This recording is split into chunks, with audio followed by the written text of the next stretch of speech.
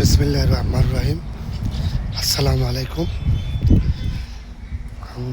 আসলাম 13 নম্বর airport, 13 নম্বর আসলাম আর কি। আসলাম এই যে আপনার ফুটপথে হাঁটতেছি।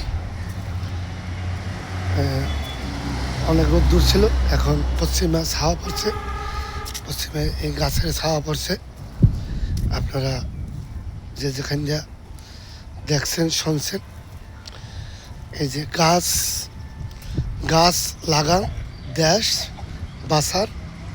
আপনাকেও যতটুকুই জায়গা খালি আছে আপনারা চেষ্টা করবেন গাছ লাগাবেন, ফল গাছ, যে কোনো গাছ লাগাবেন। আপনার গাছ লাগাইলে অক্সিজেন আসবে, অক্সিজেনে আপনার পরিবেশ সুন্দর হবে। এই গাছটা হলে আপনার সাজনা গাছ, ঔষধি গাছ, ডায়াবেটিসের রোগে ঔষধ। এই গাছের পাতা যদি কেউ শুকাইয়া গুঁড়ি করিয়া পাউডার বানিয়ে খায়, তার ডায়াবেটিস কমবে ইনশাল্লাহ। এবং এটার পাতা যদি ভর্তা বানাইয়া ভাতের সাথে সেদ্ধ করে ভর্তা বানাইয়া মরিচ পেঁয়াজ দিয়ে সুন্দর মতন এটি খায়, তাতেও ডায়াবেটিস নিয়ন্ত্রণ থাকবে ইনশাল্লাহ। আপনারা গাছ লাগান, পরিবেশ সুন্দর করেন, দেশ বাঁচান। মাইনে গাছে আপনার অক্সিজেন তৈরি করে, ছায়া তৈরি করে, পরিবেশ সুন্দর করে।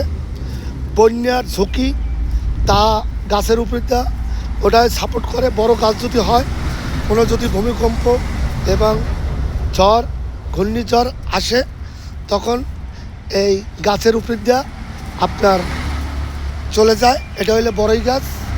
বড়ই গাছের নিয়ম হলো, এই বড়ই পাতা যদি কারোর চুলকানি হয়, চুলকানি বড়ই পাতা পানিতে জ্বালাইয়া ওখান থেকে যদি গোসল করে 1 সপ্তাহ, ইনশাল্লাহ চুলকানি থাকবে না, গ্যারান্টি।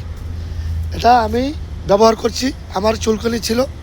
এই বড়ই পাতা আমি জ্বালাইয়া গোসল করছি, ইনশাল্লাহ কোনো ঔষধে কাম হয় না।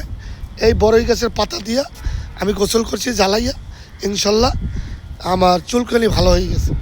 তাহলে বিভিন্ন এই গাছ আমাদের পরিবেশ উন্নয়ন করে, অক্সিজেন বাড়ায়। মানুষের এই যে রৌদ্র থাকলে যে কালা হয়ে যায়, ছাওয়ায় থাকলে গাছের ছাওয়ায় অক্সিজেনের টানে আমাদের এই শরীরটা নরম রাখে, সুস্বাদু রাখে, যেন আমরা কালা না হই। ছাওয়ায় অক্সিজেন আমাদের মাথায় ছাওয়া পড়লে আমরা ইনশাল্লাহ এটা ভালো থাকি, রোদের তাপমাত্রা আমাদের গায়ে লাগে না, এই কারণে আমরা পরিষ্কার থাকি। তাহলে আপনাকে একটা আহ্বান জানাইলাম, এই যে এই সাজনা গাছ আপনারা গাছের পাতা পারে আপনার শুকাইয়া গুঁড়ি করে আপনি খাবেন, তাহলে আপনার ডায়াবেটিস কমে যাবে।